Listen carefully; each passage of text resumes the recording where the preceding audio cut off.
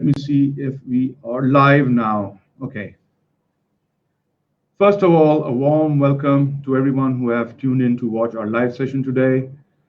This is the first virtual conference by School of Tomorrow, edition 11, featuring over 60 global leaders and 22 live sessions brought to you by Beacon House and our conference lead sponsor, UBL. I'm Uzman Jaffrey. I'm going to be the moderator for this session, which is negotiating an infodemic, fact versus fiction in age of misinformation. We have an incredible lineup of panelists today, whom I will be introducing in a short while. Just a small little message, if you are on live page on SOTevents.com, you will be able to click at the bottom to ask for a question or give your valuable feedback at the end of the session. Our stream is also live on Facebook, YouTube. If you have missed the session, you can find our session recordings on SOT Events live page on YouTube. Just to give the audiences who are joining us just a small little preamble. Dr. Tedros, Director General of World Health Organization, said, "Fake news spreads faster and more easily than the virus, and it is just as dangerous." The coronavirus pandemic is the first global health emergency to impact everyone. The primary news narrative has followed a spread around the world. However, the mutation of the news into misinformation has been as contagious as the virus itself. We are not just fighting an epidemic, we are fighting an infodemic. Experts are evenly split on whether the coming decade we will see a reduction in false and misleading narratives online. Those forecasting improvement place their hopes in technological fixes and societal solutions. I think as we talk about this, UN has also talked about infodemic and cybercrime in COVID-19 crisis. And I think 130 plus countries have actually pledged to sign this document of misinformation and disinformation. Moving forward, I would like to introduce this incredible panelists that we have today. I think it's going to be an exciting session. And I will start with Lara. If you could start and introduce yourself, and we will move with Stephan, we'll move with Munizae and Lord Puttnam. So Lara, over to you. Thank you very much, Uzi, and thank you very much to the School of Tomorrow as well for having me.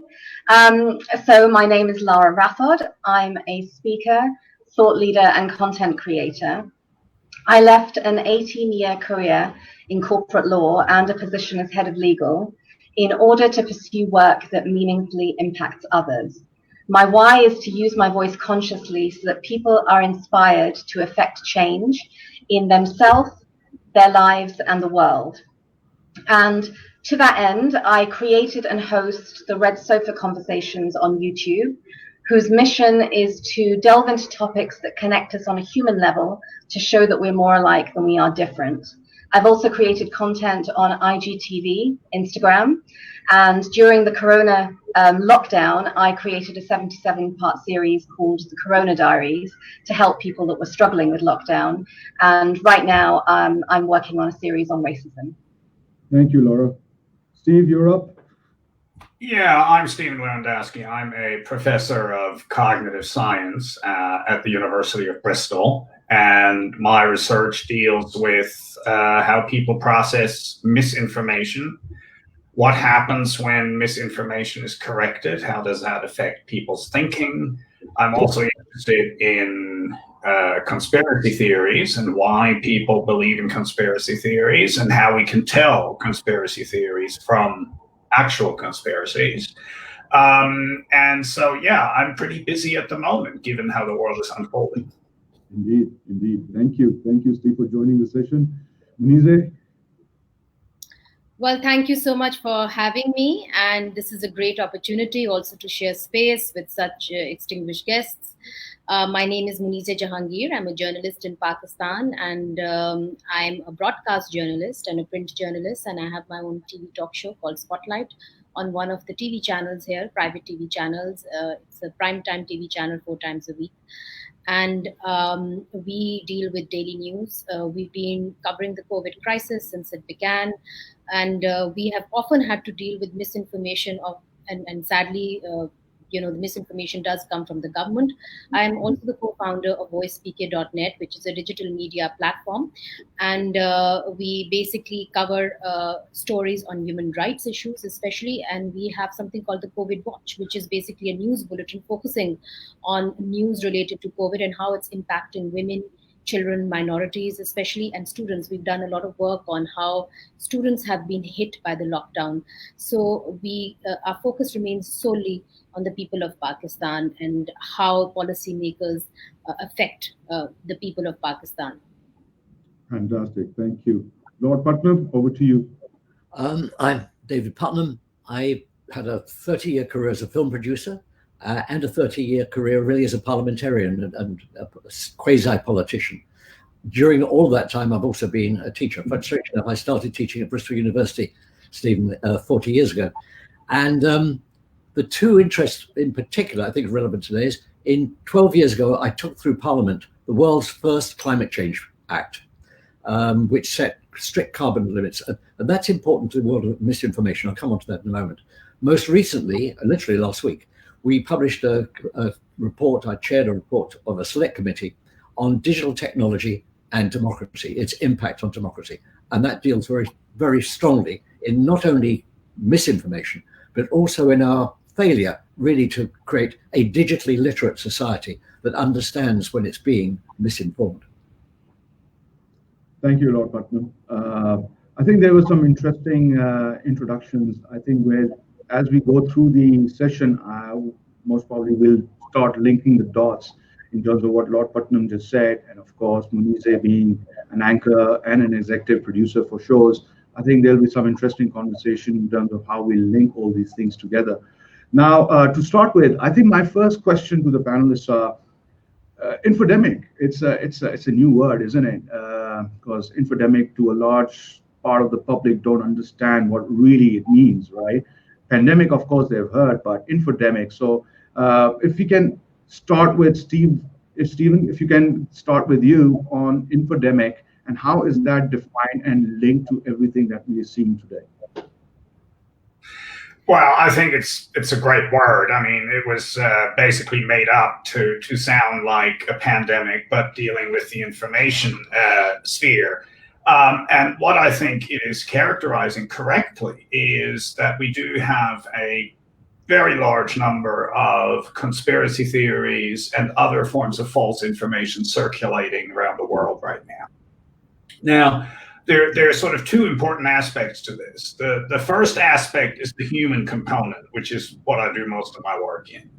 And the other aspect is the technological component and the social media that are allowing these things to spread. And we have to talk about both. Now, as far as the human component is concerned, there's absolutely nothing surprising about this in the slightest. Pandemics have given rise to misinformation, to conspiracy theories, to anti-Semitism for hundreds and hundreds of years. And the reason for that is that whenever people feel scared or they suffer a loss of control over their lives, they feel that they cannot control events around them. The moment that happens, some people become susceptible to believing conspiracy theories. And the reason for that is that in a sort of a weird way, conspiracy theories provide psychological comfort. Assuming that there are evil people out there who are doing bad things, for some people is more comforting than to accept the fact that this virus just jumped from a bat, most likely, onto a human being in China, and now 6 months later the world has changed and is turned upside down. Now, a lot of people cannot handle that sort of random cause of events, and they're seeking to explain bad events by postulating a conspiracy theory. And we know that from a huge amount of research. I don't think anybody would disagree with me on that. So there's nothing surprising.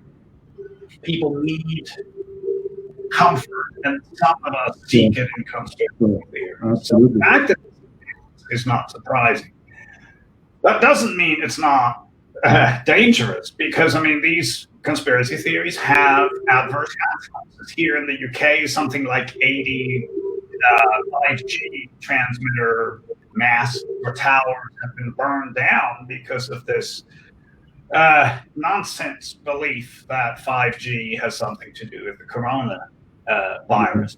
So they're problematic, but we know why it occurs. Right. Thank you, Stephen. Thank you. Thank you. Lord Puttnam, would you like to add to that? Because, you know, you've done a lot of research in this area. Yes, I have. I hadn't come across the word before, but I've called it, it's basically a glut. I've just jotted down a glut of disaggregated information is what we're dealing with, which is translated, and we say this in the report, into literally a pandemic of misinformation. That's made worse by, of course, the business model, essential business model of social media companies, Facebook in particular, which aggregates, uses its algorithms to aggregate at an enormous speed things like the things Stephen's just been discussing. There's a figure I was given last week, Alex Jones, the conspiracy theorist. He has been recommended 15 billion times before he was eventually taken off air. I think so over a period of 8 years, 15 billion nearly loony conspiracy theories got repeated from person to person. So we're dealing with a level of misinformation that the world's never encountered before. The last thing I'd say is we called our report, we talked about this yesterday, digital technology and the restoration of trust and the resurrection of trust. If I'd done that 6 months ago, we would have called it the renewal of trust. But the truth is, the situation is now so serious that I and the rest of the committee sincerely believe we're talking about resurrection, not renewal. We want to start again in building trust. True. Thank you, Lord Puttnam. Munizae, would you like to comment, because you are not just executive producer and an anchor, so you know, for you this is like juggling a lot of things in terms of how true the story is, how is those facts being, and the source from where that information is coming before you even put together that news, right? And of course, the breaking news becomes a huge problem for TV channels, for the ratings and everything. So how do you deal with all this in terms of defining infodemic and what sort of information goes on mass media? Well, thank you for asking that question, and hello everybody. Hello Lord Puttnam. Nice to see you again on a Sunday. Well, I mean, let me put it this way. I feel that we are struggling with lack of information in Pakistan. Mm-hmm. And I know that your topic is infodemic, and of course we have the same problems that every other country does with so much information going on social media which is not verified. For example, when the COVID crisis was out, there was this huge information on social media on what kind of natural herbs you can use in order to fight the coronavirus. And we had to go on television continuously and say that doctors are saying that though this may help you feel better, but this certainly cannot fight the coronavirus.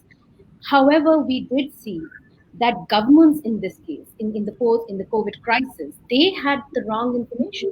I can even give instances where WHO sent out a press release and said asymptomatic patients may not transmit the disease. And so we saw, actually, I know somebody who went to the market, got something to eat and came back and said, well, I'm asymptomatic and so I will not transmit the disease. So we also got very conflicting information from governments. We had a prime minister who said that the coronavirus is just a cough, and then said, well, people are not taking it seriously. We had the planning minister who is heading the actual body that is developed to fight the coronavirus, say that it's like you have car accidents. It doesn't mean that we should ban cars. So we had to deal with a lot of wrong information that was coming from officials of the country, and also from, in one case, the WHO. So this was a very, very confusing time for journalists.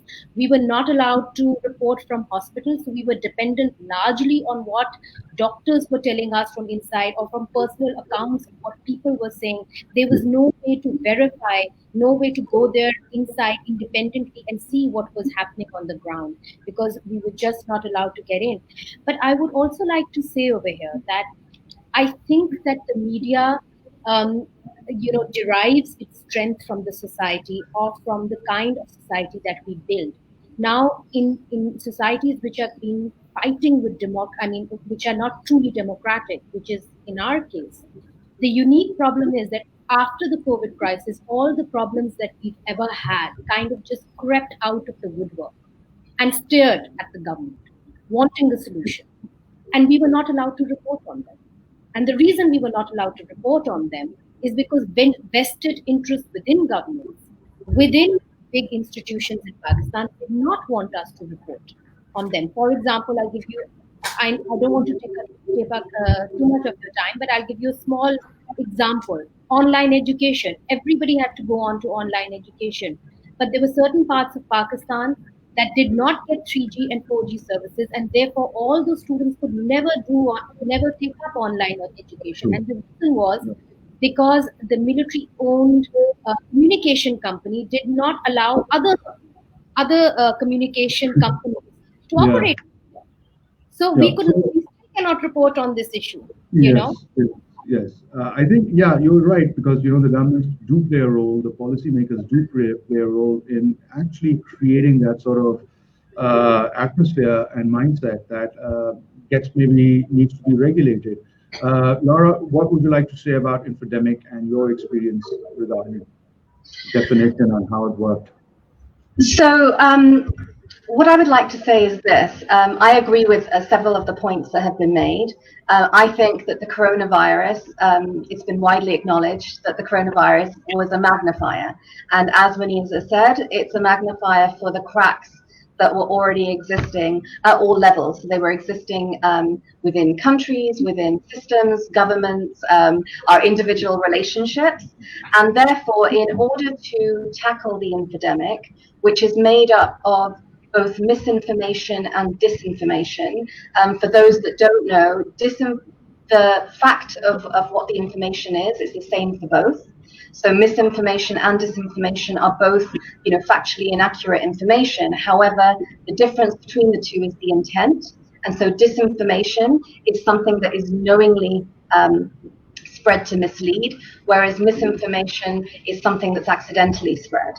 And I think that that's what we saw. We saw a huge amount of misinformation and disinformation, which made up the infodemic, be part of our online environment. And so in order to tackle that, we definitely need to have a multifactorial, multi-level approach. And we've already seen it, as you mentioned, Uzi, that 130 countries have signed the Info-demic pledge. Currently also, the WHO is in the middle of its very first infodemiology conference, which is the science of managing infodemics. And so we've got collaboration on a country level. We also need it to be tackled at government, corporate, and an individual level, which I can come on to a bit later. But just focusing on the media, my opinion is that the advent of the 24-hour news cycle isn't necessarily a great thing, because it's made us into a culture which fetishizes instantaneity over accuracy, because we can always just correct stuff later. And I think that we need to, as Lord Puttnam said, we need to resurrect trust and integrity in that system. We need to have responsible journalism. And I understand that there are constraints, like Munizae said, certainly in certain countries. But I think that if we just look overall, and I've looked at certain things as well, we need to bring back responsible questioning, not biased questioning, not leading questioning. We need to have facts being presented to us, and we need to take care of the headlines, because the headline is, a lot of the time, it's sensationalist, and it's, as you said, it's to grab attention. And when we put misleading information in the headline itself, so for example, does 5G kill? Then a few days later, people aren't going to remember that that's a myth. They'll just remember the headline and link those two words, because when we're in a pandemic and when we're frightened and panicked, our brain, our cognitive abilities, go down. So the media, I think, has a role to play in restoring that trust and in responsible journalism. Yep. You're muted. You're muted, Uzi. You're muted. Yes, sorry about that. I think we've got some good views from all of you and I think that opens up a lot of elements that we need to maybe not 60 minutes will solve and give feedback and change everything. But I like to put a question to all of you. You know, the biggest threat that I feel is the 3.5 billion to 4 billion people who are now in access of mobile phones, right? And a lot of information is spread through that. I remember the times when we had a project, we used to go to the library, look through encyclopedias, and verify that information. And it was very difficult to get hold of information. Now, in this age, you know, the trusted methods have blocked false narratives and allow the most accurate information to prevail in the overall information ecosystems. Or, in my opinion, will the quality and veracity of information online deteriorate due to spread of unreliable, sometimes even dangerous, socially destabilizing ideas? And that is why, because the access to information is so easy, and how do you control it? So I think in my next phase, I would also request you all to also maybe suggest, how do we deal with this? At what level? Is it going to be at the government level, or is it going to be at policymaking level? And who do we hold accountable in this? So, Steve, we start with you again, and we can then run through the same. Yeah, I mean, that's the $1 million question, isn't it? How do we fix this without introducing censorship? Because, you know, there are governments, there are corporations, there are all sorts of agents out there who are not acting necessarily in the best interest of the public and with the greatest accuracy. That's where things get to be really difficult. But I think we have to start thinking about what is the fundamental driving motivator of what we're observing online. And I think what is happening is that we're living in an attention economy where our attention when we're online is being merchandised by social media companies and others to turn it into advertising revenue. And we have to understand that fundamental point. If you are online and you're doing something and you're not paying for it, then you are the product, because your attention is being sold to an advertiser. That is what makes the whole thing take over. That is what makes Facebook billions and billions of dollars. That's their business model. Now, a consequence of that business model is that accuracy doesn't matter. All that matters is attention.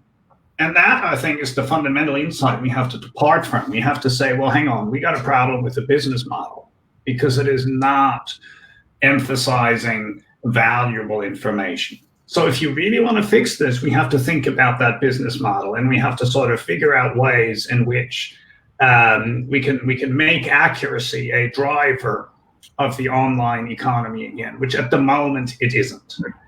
So that's one thing. That's fundamental. Now, beyond that, in terms of specifics, what is it you can do? Well, it turns out actually that there's quite a number of things you can do. At a technological level, what you can do is you can introduce a little bit of friction to make it less easy to forward or share information. Now, that has been done with some success by WhatsApp in India initially, where I don't know if, I presume you know this, that people were murdered in India based on misinformation that was spread by WhatsApp. There were lynch mobs that were killing innocent people last year or the year before. And what WhatsApp did as a response was to limit the number of people you can forward a message to. And that apparently made a huge difference, and it made it impossible for these viral information cascades to kind of arise out of nowhere.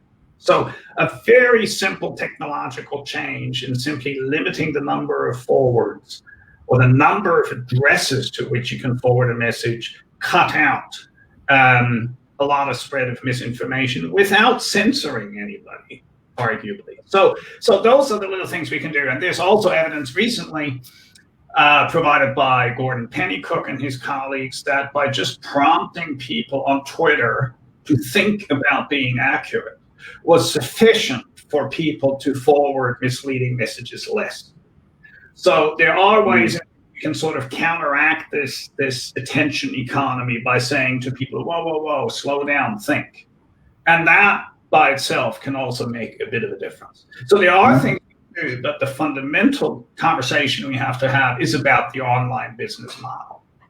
True, true. Lord Puttnam, I think a very important point that was made is about the attention economy. I think with your research in the areas of digitalization and democracy, I think that's a key element that you must have created a link in your research papers. Very, very much. I mean, the report and study is available online from the UK Parliament. It's called Digital Technology and Democracy. But I just want to amplify really what Stephen said, because he pretty well nailed it. You've got a newsroom environment in which the most important thing is to be first, not to be accurate. So you'll be judged by how rapidly your alert or your headline goes out. You've got a really quite phenomenal, my dad was a journalist, a phenomenal situation whereby what used to be called showbiz reporters, and they were showbiz reporters, they had a desk in the corner of the newsroom and they did showbiz, became editors, because showbiz reporters were good at finding the glitz in a story. So these two really rather significant developments within the newsroom occurred. The next one is accuracies. I'll pick up on exactly what Stephen said about accuracy. There was a program on the BBC that started as a kind of one-off, or a couple of programs, presented by a man called Tim Harford. Tim Harford is an OU teacher, and he's also writes for the Financial Times. And all it was doing in half an hour was taking 4 facts and looking at them, normally government facts, looking at them to find out how true they were. And you won't be surprised to know, time after time, it turned out they weren't particularly true. In fact, they were distorted facts. Now, this did not make the BBC particularly popular with the current government, but more importantly, the public response to this program was phenomenal. Stephen will know this. It's now been redone 7 times. It's now its 7th series. So there is a thirst out there for facts. There is a thirst out there for disaggregating information and trying to see how reliable it is. And it can be done in a very, very, very good way. Stephen said one thing, it is in our report. We have to deal with the freedom of speech issue. The way we've dealt it is by saying, look, as groups, no problem at all. You've got to say what you've got to say, and you've got to upset a few people. But the social media companies themselves give a tick if you pass 5,000 recommendations. You become a kind of special person. Well, if they know that that's a critical point, why on earth don't we say that at 5,000 recommendations, you have to pause and verify the facts behind that recommendation before it can go to 5,001. So at least that way, you contain the spread of misinformation and you prevent the Alex Joneses of the world literally spouting out whatever they want and causing chaos in some cases and deaths, because it's totally actually encouraged by the business model rather than discouraged by the business model. Great, thank you, Lord Puttnam. Munizae, I think just to create that, you work for a TV channel, and of course that attention economy, as Lara was also saying, it evolves on the 24-hour news clock, right? So taking that into view, how do you think that sort of a role of media comes into play? Because a lot of information is being pushed at the consumers of this information who don't know how to decipher it, whether it's right or wrong. So how would you deal with this sort of situation in the long run? Uzman, we are in a very different place as Pakistan. We are not even in the same place as India. For example, let me throw some figures at you. 74 million people in Pakistan have 3G and 4G and access to a phone, out of which 70% of them are men. Now, there are large parts of Pakistan where they say we give you 3G and 4G, but actually, as I just told you earlier, they do not. It's one company that monopolizes the entire area. And though they say they give 3G, 4G, there have been protests in these areas. The students have said they cannot go on to online classes because they do not have the internet. Now, because I run a digital media platform and I have my own TV talk show, so I have electronic media and the social media, this is the difference that I'm seeing. The electronic media, because it's more powerful and reaches more people, is actually not allowed to report from large parts of Pakistan, from Balochistan, especially where they think that the national interest is going to be threatened. And national interest changes with each government, sometimes with each turn that a government takes. So in our case, what we have seen in the past few years, that one of the biggest stories has been the war on terror, or the war against terror. And most of our reporters have been pushed out of the areas surrounding Afghanistan, so the area bordering Afghanistan. And the only thing that we have remaining are some semi-trained reporters who report on the social media. So while in Islamabad, Karachi, and Lahore, we focus on what is happening in these three cities, the rest of the country is being covered by social media. So I, as a journalist, feel that the government has, in a way, stopped us from verifying our facts, from going to these areas and verifying the facts. And the only source of information that we have are from these semi-trained journalists who may or may not know how to do it. It's not because they're lying, it's because they're just not trained. And therefore, I feel that in Pakistan, the case is completely different. I will never advocate, for example, and I, on a daily basis, have to decipher from fake news what is correct, what is not correct, what is coming out from the government source. Then we have to check another government minister gives a different answer. You know, this has been a crazy time where we have a prime minister saying it's just a cough, and we had to bring in doctors and say, no, this is real. You know, so we've had a very rough time during this corona crisis. But what has been even sad is that young people have organized themselves through the social media, but have been punished for it as well. And that makes me very sad for giving out what is the correct information. True. Right. Lara, would you like to add? You've heard other speakers now. What would you like to say regarding this entire situation? I think it's a great question about what's going to happen in the next 10 years and whether trusted methods will emerge. And from my point of view, I believe that they will. And I believe that change is entirely possible, because when there's life, we have the capability to change. And in order to create that change, we have to acknowledge where we are and what's going wrong now, which is exactly what we're doing. By talking about this and by making it a focal issue and addressing it, we now have the springboard to create change. And I think that change is going to be created not just by the creators and the disseminators of the information. As I said before, we need a whole society response. And so I just want to talk about our individual actions and inactions. Because these are really important. As individuals, we are part of society, and we need to feel and we need to know that our actions really count. Why is inaction also important? Inaction is also important because it's been found that bystander inaction contributes to the creation and spread of the infodemic. And so what do you need to do? Rather than doing nothing, when you come across something that's fake, it would be great to stop it in its tracks. Don't forward it on. If you can identify the source, which is not always easy, especially on WhatsApp, but if you can identify the source, report it. And if it's a friend or family that sent you something, tell them this is actually fake. Obviously, tell them with empathy, because, you know, it matters how we communicate messages. But bring their attention to the fact that that is actually not correct, and here, you know, you can point them to this or that resource. Because what I believe is that in terms of the people, the individuals that are forwarding information, it's a spectrum of people. And on one extreme end of the spectrum, you've got the people that are maliciously spreading disinformation. They are the scammers. They're doing it for monetary gain, political gain, etc. So what I'm talking about is not directed at those people. I'm talking about the people who genuinely, I think people care. And the only reason that most of the people contribute to spreading misinformation is because they want to feel like they're doing something and they're helping somebody. And so for those people who genuinely care, we need to then dig a bit deeper and go, well, why are they actually spreading this? Well, it could be that they just don't know how to verify things. They don't know the checks to actually do. It could be that they don't have time. And for those people who are carelessly just flicking things on because we're living in this trigger-happy kind of culture, we need to remind them, like Twitter is doing, with, you know, are you sure that this is accurate? And so in terms, let me just give you an example of information that I received. I received a YouTube video from a doctor.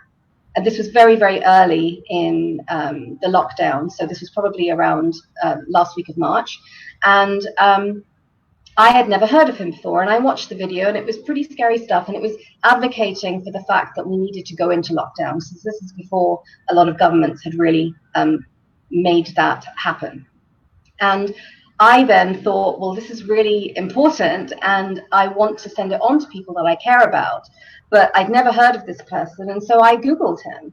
I looked him up, I found him on LinkedIn, I found him on the hospital website, I saw he'd spoken at conferences and written papers, and for me, that legitimized who he was, and so I felt comfortable in sending on that information. And I think those are the checks that we need to be doing, because when we're panicking, our cognitive critical thinking abilities go down. So we need to be strengthening them in times of not panic, so that when we're in a panic situation and when we're frightened and stressed, the level is higher and we can still use those critical thinking abilities.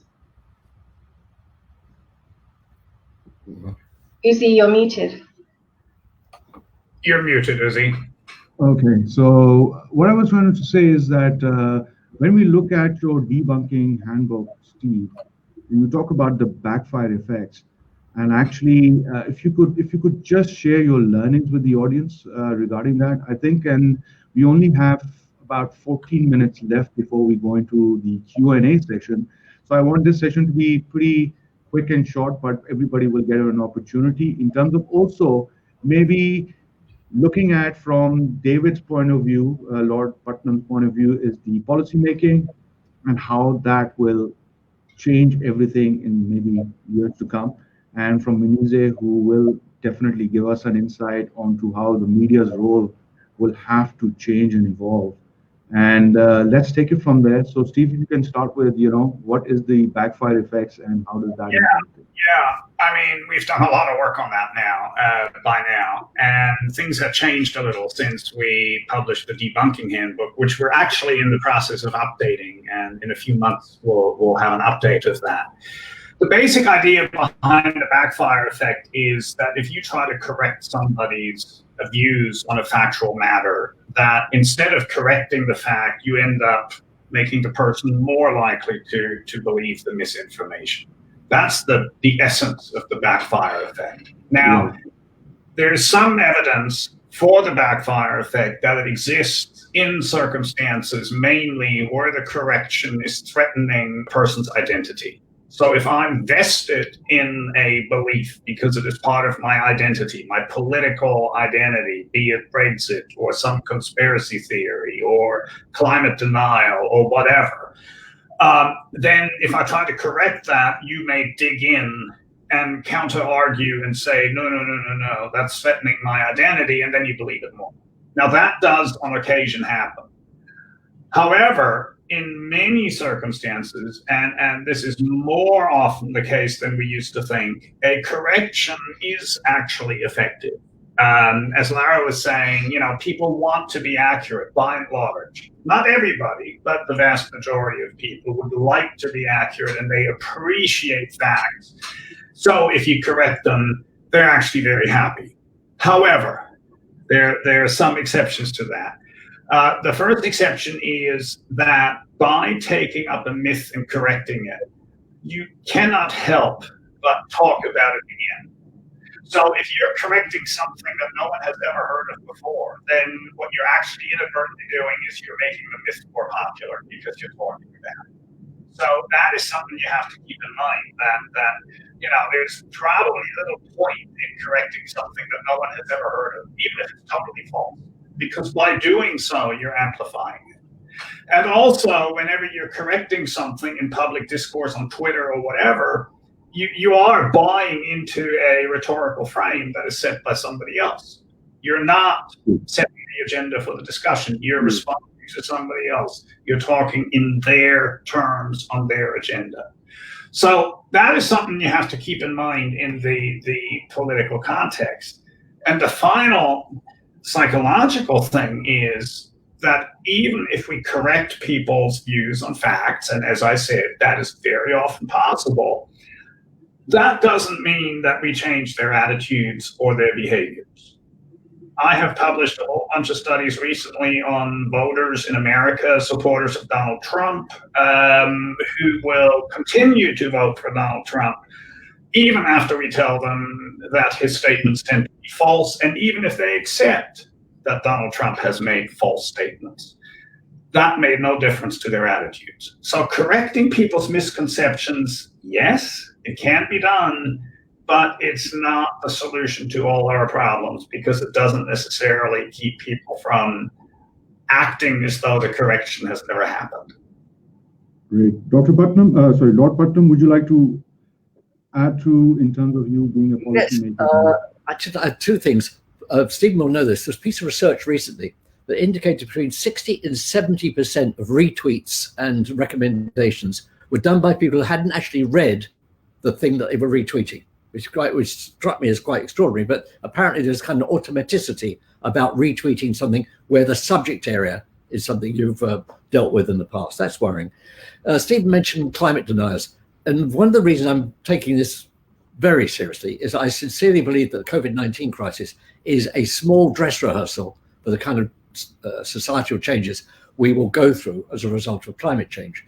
So for me, we should be learning from this, because we've got a much bigger monster, as it were, lying up there ahead. One of the encouraging things has been the way in which people have accepted and looked at what R is. I don't know if it's been a success in Pakistan, but certainly in the UK, you can't not know what this figure R represents and how critical R is to spreading avoiding the spread of the disease, of the virus. I wonder if it's possible in the area of climate to create an R. So probably it would be a C. What is C when it comes to climate? How can you create that same sort of sensitivity towards misinformation that we're beginning to now talk about, Stephen's talking very eloquently about, in respect of COVID-19? How do we create that same sort of sensitivity, that same sort of alertness in the case of climate, and to deal with climate denial with us in a way, as firm a way as we're discussing dealing with the problems that have been created by COVID-19? That interests me a lot. And the whole idea of accountability. Who is prepared to become absolutely accountable for the statements they make and for the misinformation they spread? Right. Munizae, would you like to? Well, yes, I think that we also have to talk about responsible leadership when we are talking about the kind of statements that are being made. And Stephen referred to it. I remember being in the newsroom, and the producer of the show ran in and said, "Do you know Donald Trump has said that if you drink disinfectants, you can get rid of COVID-19. And I said, "Of course he hasn't said that." And he said, "It's fake news." And he said, "But he has." And so, yes, it turned out to be true. So what about, responsible leadership? We are at the moment dealing with that too. What do you do now? Donald Trump has said that. Do you put it out? And they did put it out. And look what happened. People did try and drink disinfectants. So I think we have to look at that as well. And I also think that specifically in the case of Pakistan, social media by young people now is being looked as democratization of the media, that they too have a say, that they too can be involved. And I think that we should look at it as a positive thing as well. I also believe that the responsibility of the media and the role of the media is intrinsically linked to democracy. And I think that when you ban mainstream media from reporting certain issues, going into certain areas because you're worried about your version of the national interest, or you're too caught up in your ideas of patriotism, then you ban the truth from coming out. And when you ban the truth from coming out, you open the floodgates to all kinds of fake news which cannot be verified. And then I think that you cannot really blame young people for taking to the social media and telling their story. So I think that there are many sides of the story. And the mainstream media, if it's dealt with trust, and governments do not try and influence media or try and put fear in them, and in our case, ban the media. We have seen one TV channel just recently taken off air. So if you don't try and muzzle the media, it's only natural, and this is hard training, that we will try and correct the facts for you. We will try and bring in all sides of the story, because we then have to use, my job is to reach out to all vested interest groups. And that's part of my responsibility. I also think one last thing that I would like to say, that in Urdu we have this saying कि झूठ के पाँव नहीं होते, which means that the lies do not have feet. They can't go far. So I think also information, as Lara pointed out, Stephan pointed out, has a way of correcting itself as well. Nobody wants to be wrong, and there are too many of us, to have just the lies out there. Sooner or later, it will be corrected. Munizae, just to add to your point, each story has two sides to it, right? It's the same story which has different sides to it. Now, how do you decipher that between fake and real? And I think Lara was just talking about, that video she received, and she went immediately looking and verifying that. I think Lara and Munizae, if you can just quickly highlight some of those areas. And of course, I want to also dwell before we end the session into the mental health of the pandemic and this misinformation and disinformation has caused across a wide variety of audiences and people across the globe. So if you can both just quickly answer that, because then we're going to go into the Q&A session. Lara, you go ahead.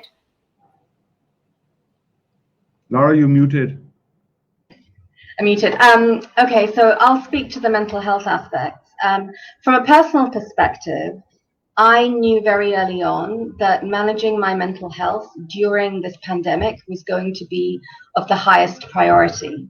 And so I put certain things in place that were going to help me. And one of the things that I unconsciously did, which was then validated when I got some information that my cousin passed to me from a psychiatrist at the University of Toronto, was following the acronym MAPS, M-A-P-S.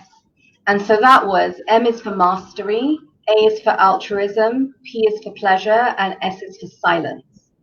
And what I did was to inject into my daily life elements of those. And the two things that I did was I developed a meditation practice, which I'd never had a consistent meditation practice ever. And the other thing, which that fell into the silence aspect, but then I created the Corona Diaries, which were, I didn't know where that would take me and what that would be right initially. But what I saw is that I had uprooted my life, the last 2 years. So when the pandemic hit, I was used to dealing with uncertainty and dealing with not knowing and dealing with the loss of, a job and a career. And so I felt that I was in a unique position to be able to serve. And so I shared tools and thoughts and inspiration in what ended up being a 77-part series to help people tackle things that they were facing during the pandemic. So I made a video about identity, who are we if we've lost our job? I made a video about grief and resilience because, of course, a lot of people were suffering loss. It was a 5-part series, actually. And then I made videos on setting boundaries because people were cooped up in their homes with their loved ones and, were finding it difficult sometimes to set boundaries. And I think with mental health, it's equally as important as physical health. And I think that we can all do better about prioritizing it in our lives for that very reason. And during the pandemic, we saw that mental health really took a hit.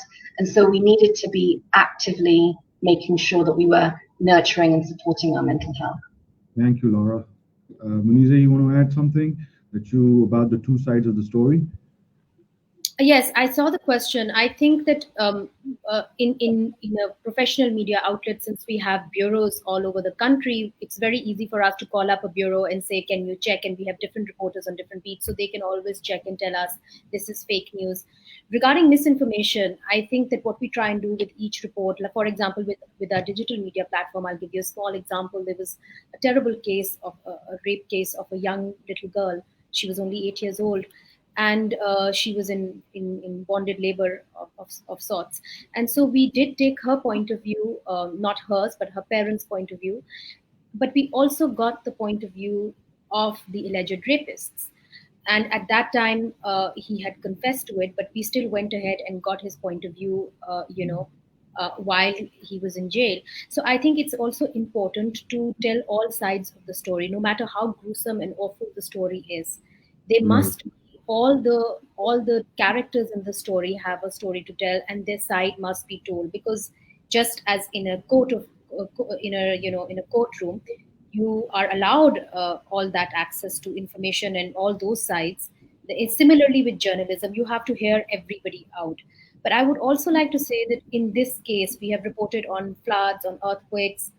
In this case, it was very difficult for us to make the decision of how far can we go in reporting, because it's not just our lives. We live with parents, we live with our husbands, we live with children. How do we infect them? And I think that was the real dilemma, that who do we send inside the hospitals? And because we were banned from most hospitals, this was perhaps the most difficult story, and I've covered war zones to report on. Right. There's a question that has just come in. So people want to know, what is the most trusted source of information in this period? The government, the journalists, activists, or social media? Now, I'll start with Lord Puttnam. I think he's been very close to all these four elements. So Lord Puttnam, if you can throw some light on this. Your mic is muted, Lord. Sorry about that. Let me start with what, easier for me to talk about what you shouldn't trust. Maybe others will cover the issues of who you can trust. What you shouldn't trust is corporates with vested interests. By that, I mean anyone that believed for years the tobacco companies, when they suggested there was no causal link between tobacco and lung cancer, was appalling. And the fact that none of those people ever went to jail is quite shocking. You shouldn't trust the energy companies when they talk about climate change, because they have an enormous vested interest. But the best example, because it's so simple, is automobile companies. Automobile companies resisted for years and years and years putting seatbelts in cars, partly because they're expensive and partly because they didn't want to raise the issue in consumers' minds about safety. In the end, Volvo, one company, put seatbelts in, invented by a Volvo engineer named Niels Boland.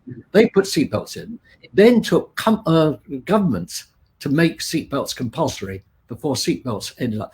Now, seatbelts, just a small thing, save at least 100,000 lives a year. Certainly they saved my life, which is why it's quite personal to me. So don't listen to corporates with a vested interest. Look elsewhere for the information, certainly when it comes to safety and health. Right. Stephen, would you like to? Yeah, I mean, I totally agree with that. I mean, corporates with vested interests, yes, you can safely ignore usually what they're saying. But I also think there's some fairly easy way in which you can get a reasonably good idea of whether you're dealing with fake news or real news. And one of the things you can do is, who are they citing? Who are they relying on? And if a news outlet is basically recycling information that you can check very easily on the internet by Googling for it, that comes from, the same cluster of the same echo chamber of one ideological noise machine, then, that doesn't mean it's necessarily wrong, but that is certainly a hint that the information is likely to be very flavored in one direction. Conversely, if you're looking at a newspaper article that is citing a lot of different sources and that goes to the scientific literature when it is about climate change, for example, with a bit of skill and a bit of time and investing the effort to check things out, I think there are easy ways in which you can do that. And we know that to be the case because we can teach high school kids how to become better information processor on the internet in, a couple of hours. There's a group at Stanford in California who's been doing that with great success with high school students. And the key insight is that if you want to find out whether a website is reliable, don't waste your time spending time on that website. Just go somewhere else, Google the website and see what other people are saying about it. And by getting outside opinions, you can very quickly triangulate what's going on once you learn that skill. So there are ways in which you can assess the quality of information, and that's a very good first step, because so long as you get rid of the noise, you can then focus on a constructive debate where there may be shades of gray in the information. Sure, great. There was another question. This is last 5 minutes, so I think we only have about 3-4 minutes to go. Then I have to thank the panelists and then log out. Now, there's a question that says, how can we make real news as attractive as fake news?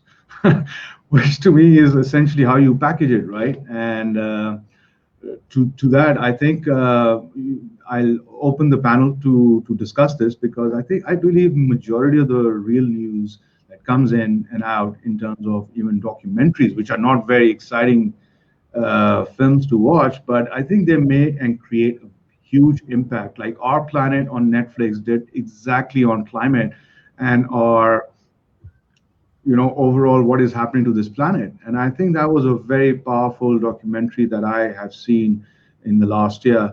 So how do you make real news as attractive as fake news? Do you have any insights? So I'll open the panel for discussion. We have very little time, so it's 3 minutes. I think that question, we need to reframe it, because I think by trying to make real news as attractive, we're sort of looking at the wrong thing. News is supposed to be factually correct.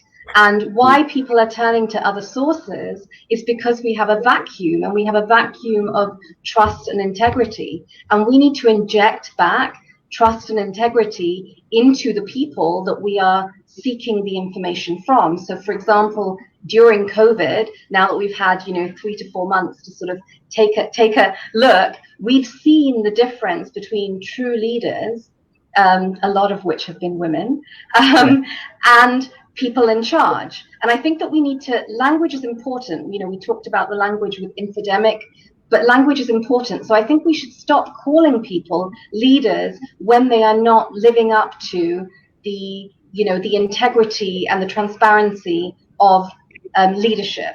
I would call those people in charge. But then you have leaders who are empathetic, who are transparent, who you actually feel they have your back. And so when they speak and when they invite you and ask you to do something, the whole country is then behind them, and they do that. And so it's about closing that vacuum and filling that vacuum with true leadership and true trust and integrity. And that's where people will be able to realize very clearly what's real. Last 3 minutes. So if anybody wants to do that, then I'll go into the concluding remarks. Would somebody like to add? Just to make the point that you mentioned the Planet series, the key there is that David Attenborough, maybe certainly in the UK, the most trusted human being in Britain, far, far more trusted than any politician. And because of that, other organizations, in this particular case Netflix and the BBC, are prepared to spend large sums of money out in the field to make those programs as good as they are. But it starts with trust. If he was flaky or in any way mistrusted, I don't think those programs would be made at all. Another person I'd recommend is Ken Burns. I watch all Ken Burns long-form documentaries. They are extraordinary. And at the end of it, you feel you really have gained knowledge about whatever subject you happen to be interested in. It's trust. Yes, absolutely. Now, I'd just like to, we run out of time. On a very light note, I think these days I have a hard time believing that real news is actually real news and it's not fake news. We live in an era where I'm like, wow, did he say that? And I have to double check and say, yes, that was real. So I think that real news has given fake news a run for its money these days. Absolutely. I would like to thank you all for this session. Thank you for joining us. Thank you, people who are watching online across YouTube, Facebook, and our other social media handles. Your feedback, you can click on the end. If you're on SOT Live page, you can click and give your feedback.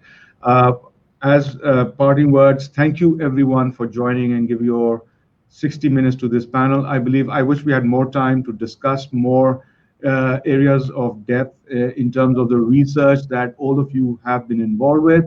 I would say that once we leave this session, I will tell the audience that they should go and look at some of the work that all of these people have done. It's some very interesting work and research that they have. They spend years doing it, and I would recommend that you all go and look at some of the materials that they produced. Thank you again, all of you, Lara, Munizae, Steve, and Lord Puttnam. And thank you to UBL who are our conference lead sponsor, and definitely Beacon House. So have a nice weekend. Thanks for the opportunity. Thank you Thank very you much. very much. Everybody, fun. Thank you. Bye.